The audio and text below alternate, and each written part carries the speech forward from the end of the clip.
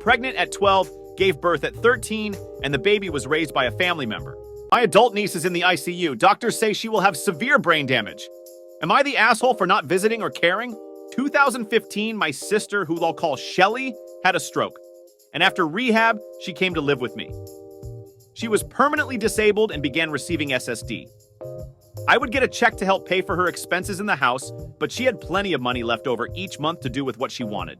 Out of the check I received, I took the house expense money and gave her the rest back for spending, about $300 each month. I made sure she had access to whatever she needed. I got her the foods she wanted, etc. I helped get to her doctor appointments or helped her however she needed it. Ellie has a daughter, who I will call Tina. Tina has always been nothing but trouble. Tina was partying with older teenagers, pregnant at 12, gave birth at 13, and the baby was raised by a family member.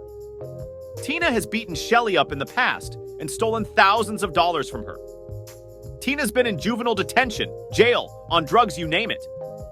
Tina has trashed apartments Shelly has lived in and gotten Shelly evicted.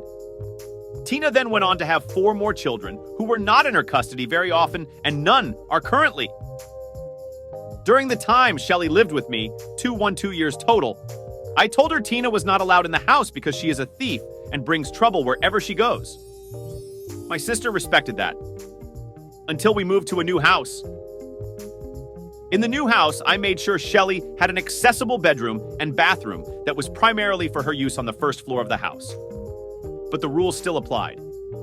Tina was not allowed in the house. Shelly started sneaking Tina into the house while I was at work. I had $20 on my dresser, and that came up missing. Tina brought a cat to the house that was sick and pooped all over, and Shelly said it was only temporary. Then the fighting started between Shelly and I. I told her that Tina was to take the cat, and she was not allowed in the house ever again. I came home from work one day to find them moving couch into the garage. Shelly and Tina basically CV an apartment in the garage for Tina. Shelly and Tina would spend hours in the garage at night, listening to Nude Meeson and Moken Knot before it Wacklinol in my state. I gave Shelly an eviction notice. Prior to an actual eviction, I was having another argument with Shelly about Tina using my address because she was arrested again and my address was listed as Tina's in the newspaper. Shelly started acting like a lunatic, throwing things all over the kitchen. I then called the police. They said they couldn't ask her to leave because it was her legal residence. One morning, I went to the garage when they weren't there and saw an effigy of me with blood, red paint, coming from its eyes. I took pictures, went to the police station, and filed a removal restraining order. I was granted it, and the police came to tell Shelly later that day that she needed to leave. After she left, I didn't want Shelly to say I was keeping her expense money for that month from her payee.